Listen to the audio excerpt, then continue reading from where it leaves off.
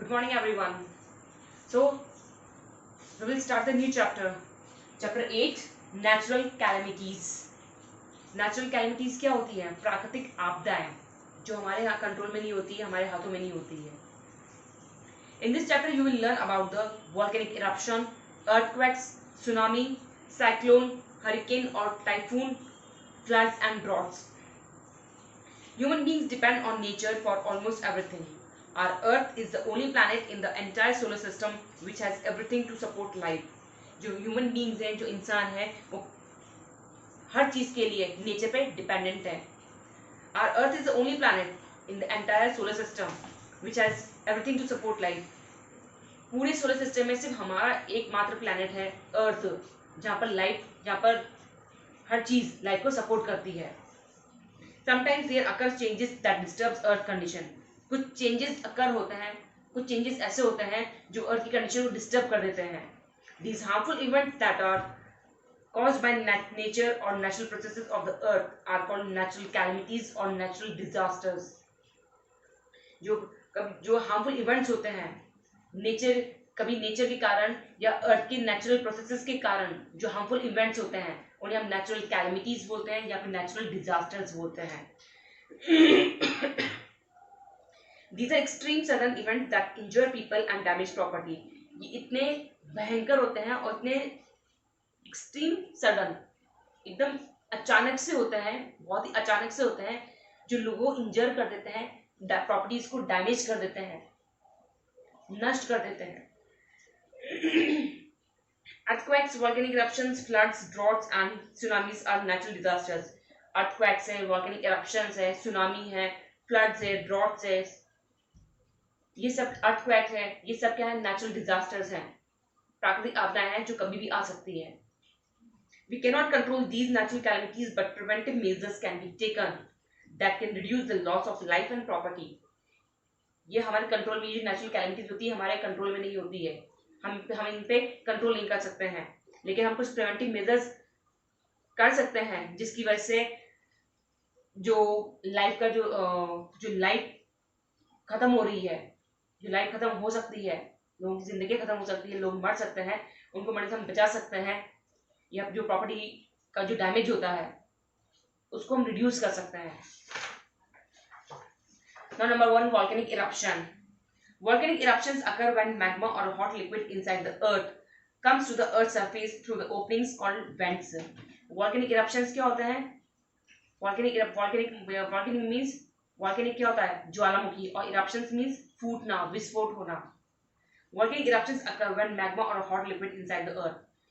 जो ये volcanic eruptions तब होते हैं जब अर्थ के अंदर हॉट लिक्विड और जो मैग्मा होता है वो अर्थ की सरफेस पर ओपनिंग्स के थ्रू आते हैं, जिसे हम वेंट्स बोलते हैं. व्हाट वी से? वेंट्स. सच ओपनिंग्स और rupture in the earth surface is called a volcano. तो इस तरह की जो ओपनिंग्स होती हैं उसे हम वोल्केनो बोलते हैं. The hollow top of the volcano that is shaped like a bowl is known as crater. जो वोल्केनो का जो होलो टॉप होता है, बिल्कुल टॉप पे हॉलो होता है, मतलब खोखले टाइप कुछ होता है, उसकी जो शेप होती है वो एक बाउल की तरह होती है, जिसे हम क्रेटर बोलते हैं. What we say? Crater. The hot magma which flows out through the vent and reaches the earth surface is called lava. It forms rocks when it cools down and solidifies. जो hot magma है वो went के through बाहर आता है, बाहर की तरफ बहता है और अर्थ की सरफेस पर रीच करता है, पहुंच जाता है, जिसे हम लावा बोलते हैं. व्हाट वी से? लावा. जब ये लावा ठंडा होता है और जम जाता है तो रॉक फॉर्म करता है, रॉक्स बन जाते हैं. Now, types of volcanoes. Types of volcanoes: active volcanoes, dormant volcanoes, extinct volcanoes. Number 1, active volcanoes. अब active volcanoes क्या होते हैं?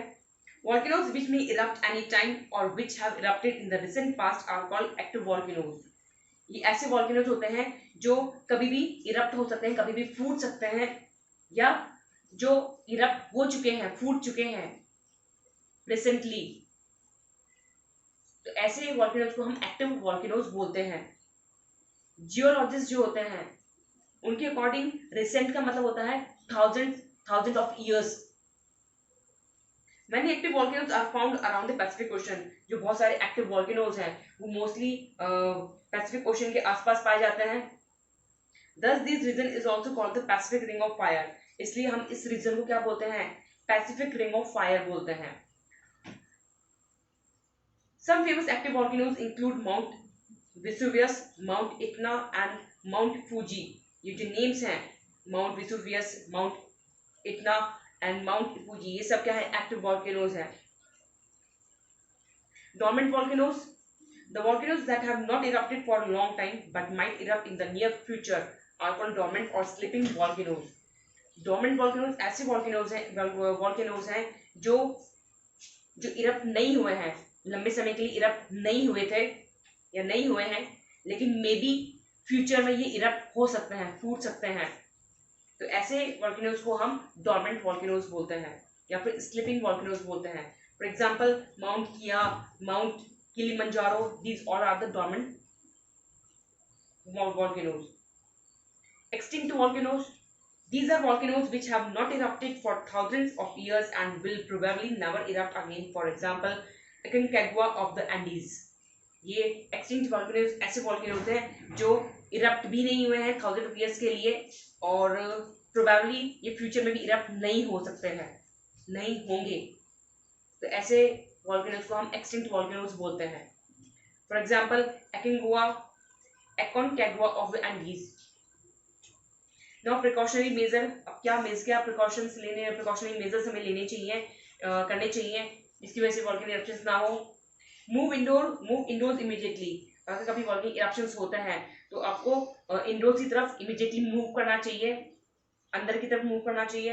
On receiving the alert, turn off all electrical gadgets. कभी जब आपको ये वॉल्केनिक इरप्शंस होते हैं तो जब आपको अलर्ट रिसीव होता है या अलर्ट जारी होता है तो जो भी आपकी इलेक्ट्रिकल गैजेट्स हैं उन्हें टर्न ऑफ कर देना चाहिए, बंद कर देना चाहिए. नाउ अर्थक्वेक क्या होता है? भूकंप. An earthquake is a sudden shaking or tremor on the surface of the earth. जब earthquake तब होता है जब अचानक से जो अर्थ है वो शेक करने लग जाती है, हिलने लग जाती है, झटके लगने लग जाते हैं. वो क्या है? earthquake है, भूकंप है. It is caused by severe shock waves that travel through solid rocks from underground to the surface of the earth. The earth crust is made up of a number of plates called tectonic plates. जो earth crust है वो number of plates से बनी है जिसे हम tectonic plates बोलते हैं. Below these plates is the mantle filled with magma. In plates के नीचे मैग्मा के साथ mantle fill है. The heat produced inside the earth moves the tectonic plates slide past each other. जो अर्थ है, अर्थ के अंदर हीट प्रोड्यूस होती है जो टेक्टोनिक प्लेट्स को एक दूसरे की तरफ खिसकाती है. The collision of these plates give rise to waves called seismic waves that reaches to the surface. जो ये प्लेट्स हैं, जब इन plates the collision of these plates give rise to waves. जब ये प्लेट्स टकराती हैं एक दूसरे से तो वेव्स राइज करती हैं जिसे हम सीस्मिक वेव्स बोलते हैं, यानी कि भूकंपीय तरंगे बोलते हैं. और ये कहाँ पर आती है? That reaches to the surface. और जो सरफेस होती है वो वहां तक पहुंच जाती है, अर्थ की सरफेस तक पहुंच जाती है. The underground point where the earthquake begins is known as the focus or hypocenter, and the corresponding spot on the surface is called the epicenter. जो underground point होता है जहां से earthquake स्टार्ट होता है, वो अंडरग्राउंड पॉइंट है, उसे हम क्या बोलते हैं? फोकस या फिर हाइपोसेंटर बोलते हैं. And the corresponding spot on the surface is called epicentre. और जो सरफेस पर जो कॉरस्पॉन्डिंग स्पॉट होता है उसे हम क्या बोलते हैं? एपिसेंटर बोलते हैं. अर्थक्वेक्स अकर विदाउट एनी वार्निंग. जो अर्थक्वेक्स होते हैं वो बिना वार्निंग के, बिना चेतावनी के आते हैं, या बिना वार्निंग के हो जाते हैं. We cannot predict them. हम उन्हें predict नहीं कर सकते, भविष्यवाणी नहीं कर सकते कि भाई परसों आ रहे हैं, तरसों आ रहे हैं, ऐसा नहीं हो सकता. The study of earthquake is called seismology. जब हम earthquakes की स्टडी करते हैं तो हम उसे seismology बोलते हैं. The instrument which records an earthquake is called a seismograph. जब हम earthquake एक ऐसा इंस्ट्रूमेंट जिसमें हम earthquake का रिकॉर्ड रखते हैं या earthquake का रिकॉर्ड होता है उसे हम seismograph बोलते हैं. The intensity of an earthquake is measured on the Richter scale. जो अर्थक्वेक की इंटेंसिटी है, तीव्रता है, उसे हम रिक्टर स्केल पे मेजर कर सकते हैं, नाप सकते हैं। Major earthquakes are very destructive because they cause huge damage to life and property. जो मोस्टली जो बड़े बड़े अर्थक्वेक्स होते हैं वो बहुत ज़्यादा डिस्ट्रक्टिव होते हैं, हानिकारक होते हैं। क्यों? Because they cause huge damage to life and property, क्योंकि इनके कारण क्या होता है, जो लाइफ है और जो प्रॉपर्टी है, इन दोनों का बहुत ज्यादा डैमेज होता है। Earthquakes also cause landslides and fires. Earthquake के कारण लैंडस्लाइड्स भी होती है और फायर्स भी होते हैं। There was a very severe earthquake in Bhuj, Gujarat on 26 जनवरी 2001। 26 जनवरी 2001 को एक बहुत बड़ा भूकंप आया था, और वो भूकंप कहाँ आया था? भुज, गुजरात में आया था।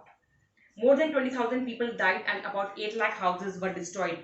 20,000 people die हो गए थे, मर गए थे, और 8 लाख houses डैमेज हो गए, सॉरी डिस्ट्रॉय हो गए थे, नष्ट हो गए थे पूरी तरीके से। Earthquakes can also occur under the sea. जो अर्थक्वेक्स होते हैं, जो भूकंप होते हैं, वो सी के अंदर भी होते हैं, सी के अंदर भी आते हैं। Now precautionary measures of earthquake. अब क्या प्रिकॉशनरी मेजर्स होते हैं?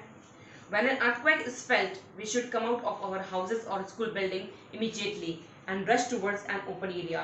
जब आपको अर्थक्वेक फील होता है कि नहीं भूकंप आने वाला है, कुछ झटके जैसा महसूस होता है, या धरती हिलती है, कुछ ऐसा महसूस होता है, तो आपको अपने हाउसेज या स्कूल बिल्डिंग से बाहर आ जाना चाहिए इमीडिएटली, और किसी ओपन एरिया में जाना चाहिए। Avoid standing near tall buildings, trees, poles and electric wires. और जो टॉल बिल्डिंग्स हैं, अर्थक्वेक के टाइम आपको tall buildings, trees, poles, electric wires, इन सबसे दूर रहना चाहिए, इन सबसे दूर खड़े रहना चाहिए। If unable to move out, we should protect ourselves from falling objects. अगर आप बाहर जाने में असमर्थ हो, अनेबल हो, आप बाहर नहीं जा पा रहे हो, we should protect ourselves from the falling objects. तो आपको अपने आप को प्रोटेक्ट करना चाहिए ऐसी चीज़ों से जो गिर सकती हैं। जब अर्थ शेक करती है, जब धरती हिलती है, तो आपको लगता है कि ये चीज गिर सकती है, तो आपको उन फॉलिंग ऑब्जेक्ट से अपने आप को बचाना चाहिए। By taking shelter under table, table के नीचे आपको शेल्टर ले लेनी चाहिए, शरण ले लेनी चाहिए, टेबल के नीचे बैठ जाना चाहिए। And holding on to it firmly, और अपने आप को मजबूती से पकड़ लेना चाहिए बिल्कुल। Even after an earthquake stops, we should not enter any building immediately because aftershocks or tremors usually occur after an earthquake and the building may collapse later. जब earthquake stop हो जाते हैं, रुक जाते हैं, तो रुकने के बाद आपको immediately बिल्डिंग के अंदर या अपने घर के अंदर नहीं जाना चाहिए, क्योंकि ये होता है कि कुछ देर बाद जब ये earthquake stop हो जाते हैं, तो कुछ देर बाद जो बिल्डिंग्स होती हैं वो कोलैप्स हो जाती हैं, ढह जाती हैं। Remaining chapter we will continue on the next one. Have a good day. Thank you.